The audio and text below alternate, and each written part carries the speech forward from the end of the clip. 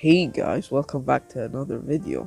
Today we're gonna be talking about 5 ways to take your building game from this to this. First, let me get on, get faded, get high off the love I'm making. Go home with you late night. I'd do anything to feel alright. So my first tip for you guys is actually to find your style. So some people prefer building in a more natural style, and some people prefer building in a more steampunk style. Some people prefer building in a more Japanese style. It's all up to you, and you just gotta have the confidence to go with whatever style you like the best. That brings me swiftly on to my next point, and so my next tip is to add texture to your builds like I have done so here. So you could add a little bit of variety between some blocks.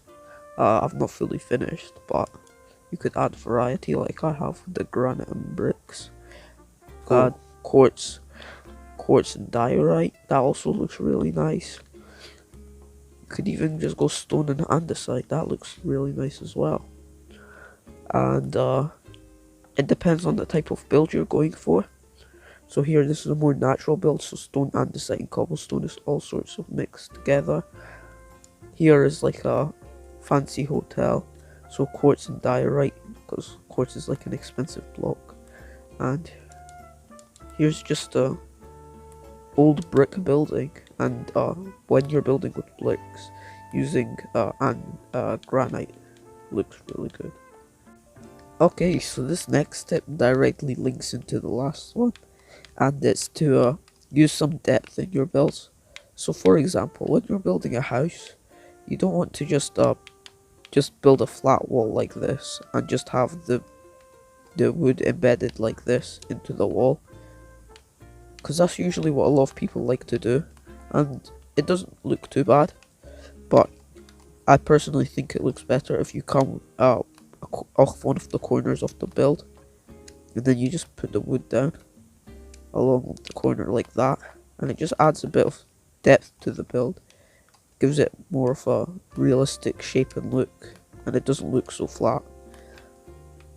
And then you can just sort of continue that around, and then you can also just sort of add details like this to link them together, and you could get something that looks really cool.